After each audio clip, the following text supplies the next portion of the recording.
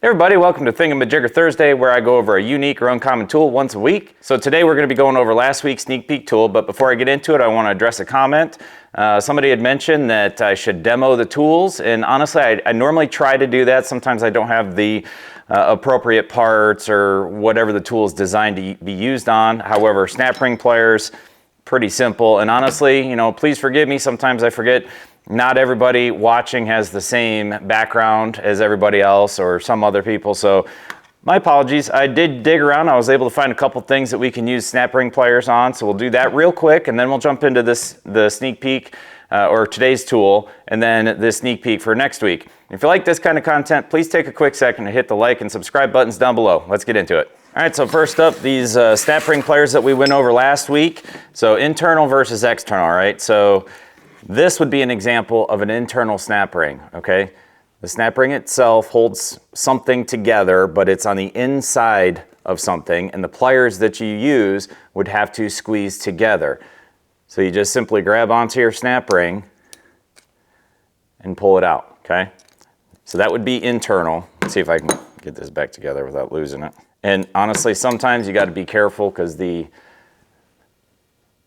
where the pins meet, if it's not all the way to the edge, the pin can actually prevent the snap ring from seating. So we'll try to get the snap ring at the very edge of the pins or needles or jaws, whatever we want to call them.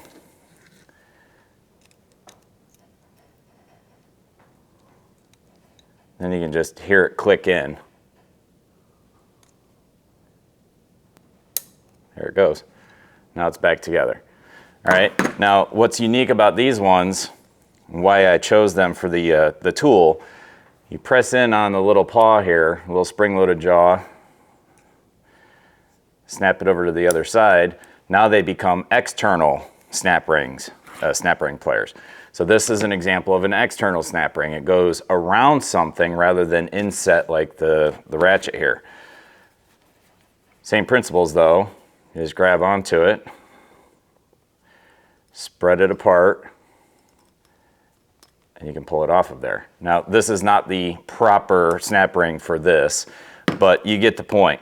Now, there is a big difference between the two snap rings, just so that you can understand that. External snap rings are smooth on the inside, and the tangs for the holes are facing outward, whereas this one, the tangs are facing inward, and the outside of the circle or the snap ring would be smooth. So that's the difference, and that's how you use them. Appreciate the comment there, bringing that to my attention. All right, so on to this week's tool. I had a comment saying valve spring compression pliers or compressor pliers, and close, extremely close. I mean, it's a play on words really, but they're actually KD tool number 600 valve spring lifter pliers, not compressor pliers. And there's a slight difference. You notice when you squeeze the pliers, they go apart, and they're held apart via the ratchet assembly, okay? So there's no way to compress a spring like that, right? Let me grab a spring, I'll show you. So if we reset these, how does that compress a spring? No matter how you set that in there, you can't compress it, right? Now, let's take another look at something. Here's a head off of something, I don't even know what, to tell you the truth. There's no way that these would work to compress those valves enough, or those valve springs enough.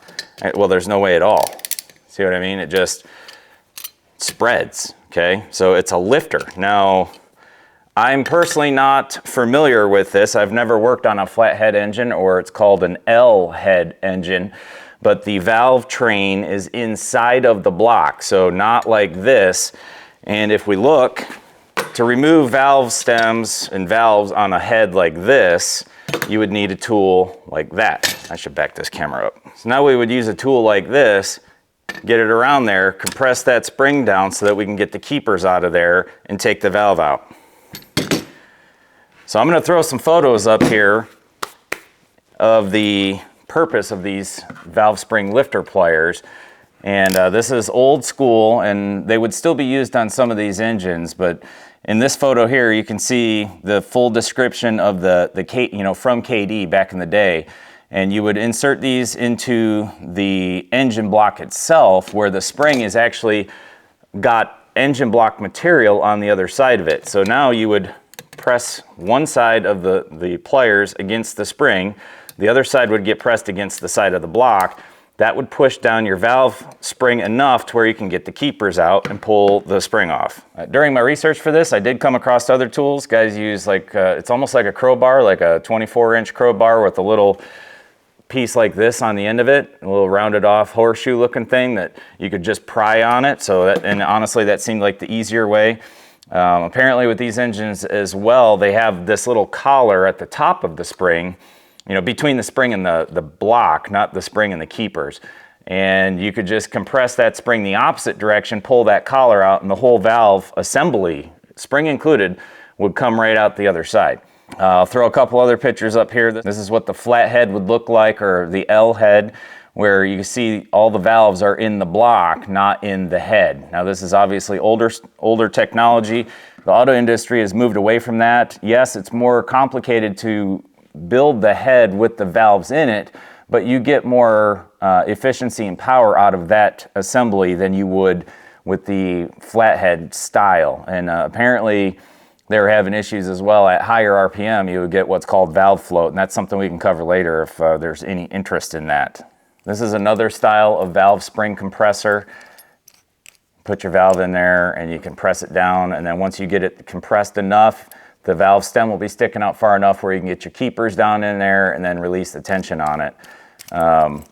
This is more for head-on vehicle or head-on engine type of work, where this one would be on a bench. You know, you've got the head taken off the vehicle, off the engine, and then you could use something like this. And this would be quicker just because you get it set up, and once you have it set up for that engine, you know, the proper distances, you can go really quick because it's got just a little speed handle on it.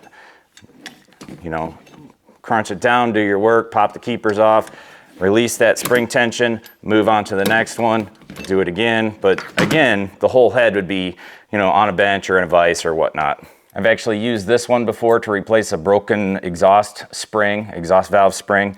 It's handy, you know, it's not fun, and it's kind of scary to tell you the truth. When these things are all compressed like that, that's a lot. These springs are no joke. They're pretty stout. If you all got any questions about this, go ahead and throw in the comment section.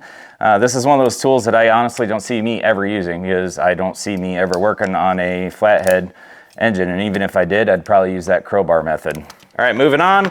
Now this one, I'm gonna kind of lean on everybody else. It's very old, obviously, or at least it looks old. Can't tell for sure. Looks like it's got a little hammerhead on one side, some sort of little pry bar claw looking thing on the other side. Sorry about that. So, and then nice size wrench. Yeah, I don't know. Maybe, hopefully somebody out there can help me out. I'm gonna keep researching this, and that's what we'll be going over next week. I don't see any labeling on it whatsoever. No, it's pretty pitted. Anyway, hopefully somebody out there can help out. All right, well, that's all I got for you this week. KD Model 600 valve spring lifter tool. And this is just one of them circumstances where I'm sorry I can't demo how the tool actually works because I don't have a flathead engine laying around. But hey, appreciate y'all watching. We'll see you next week.